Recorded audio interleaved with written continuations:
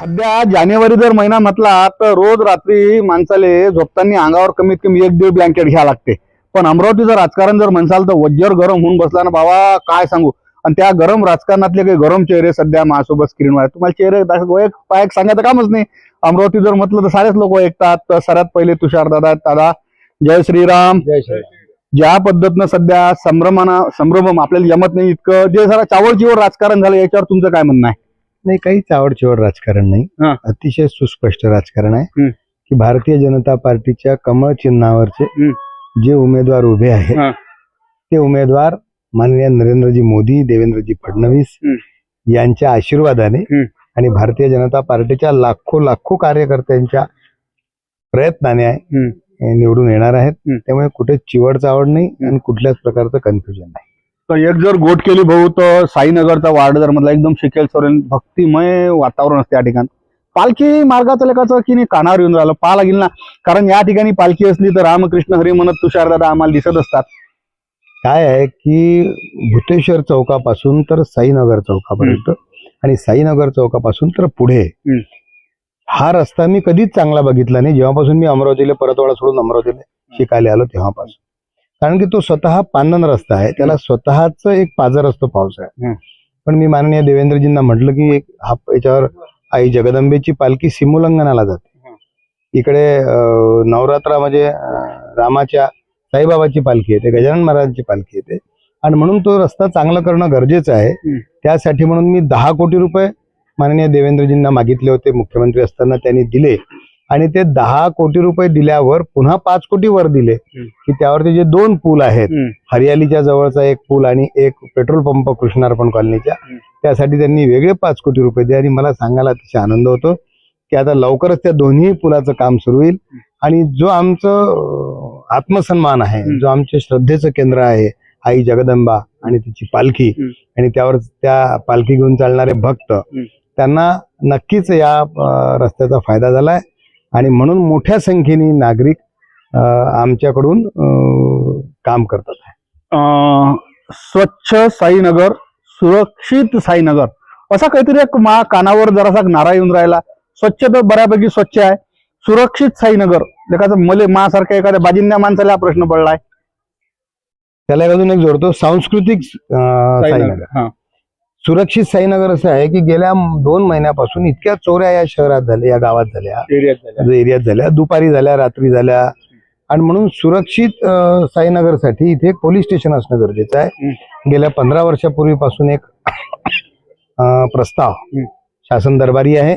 त्या दिवशी माननीय मुख्यमंत्री आले असताना मी त्यांना हा विषय कानावर टाकला. त्यांनी सांगितलं की निवडणूक झाल्यावर ताबडतोब आपण या ठिकाणी पोलीस स्टेशनला मान्यता देऊ, म्हणजे सुरक्षित साईनगर होईल. सांस्कृतिक साईनगर म्हणजे आम्ही 15 कोटीची आता या ठिकाणी नाट्यगृह बांधतोय, त्यामुळे सांस्कृतिक कार्यक्रम या ठिकाणी होतील. तिसरा भाग म्हणजे सुदृढ साईनगर, की या ठिकाणचे तरुण मुलं कुठे खेळायला जातील. तर 7 एकराचं मैदान आम्ही म्हाडाकडून घेतलं आणि ते महानगरपालिकेला हस्तांतरित केलं.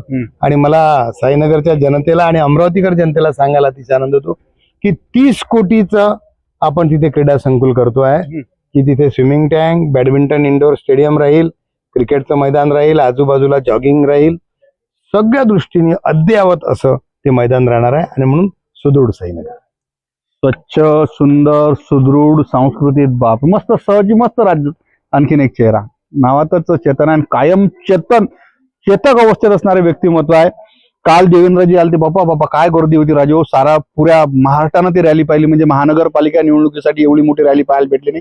देवाभाऊचा कालचा झालेली रॅली आणि आज ज्या पद्धतीने तुम्ही गलोगली प्रचार करत आहे, काय म्हणते विजय विश्वास वर देवेंद्र राज्यात, म्हणजे नरेंद्र देवेंद्रन खाली आता काय म्हणते विजयाचा विश्वास आणि अमरावती महानगरपालिकेसाठी काय महत्वाची भूमिका राहील? खरं पाहिलं तर हिंदुत्व आणि विकास या 2 मुद्द्यावर आम्ही अमरावती महानगरपालिकेची निवडणूक लढत आहे.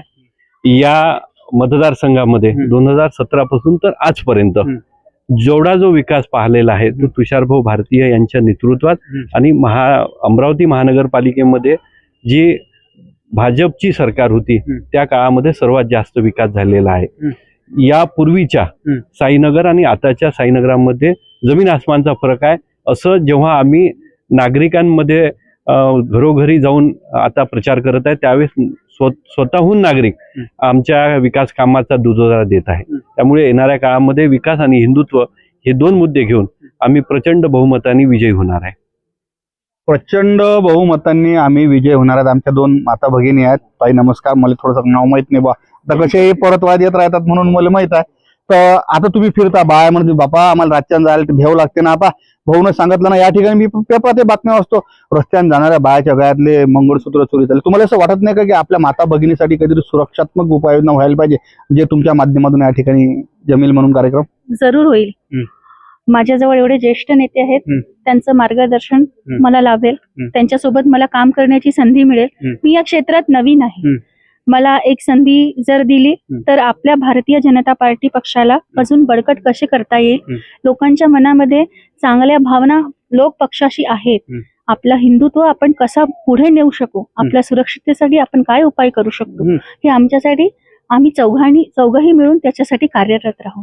जे आम्हाला जे योग्य वाटेल आमच्या नागरिकांसाठी, आमच्या या ठिकाणी ज्येष्ठ नागरिकांसाठी, लहान मुलांसाठी, आया बहिणींच्या सुरक्षेसाठी, त्यांच्या रोजगारासाठी, म्हणजे त्यांना काहीतरी एक समाधान लाभलं पाहिजे, त्या गोष्टी करण्याकडे आमचा जास्त कल राहील.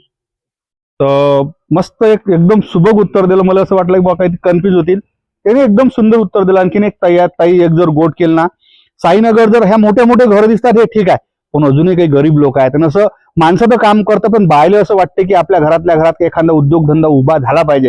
तर येणाऱ्या कालखंडात आई भवानीची कृपासाठी भारतीय जनता पार्टीचा महापौर, भारतीय जनता पार्टीचे सदस्य मोठ्या प्रमाणात निवडून आले.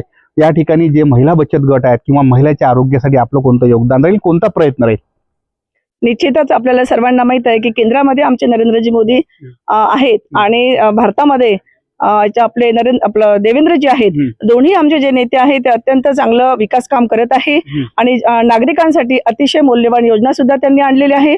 आणि आम्ही सुद्धा साईनगर प्रभागामध्ये कित्येक दिवसापासून काम करत आहे.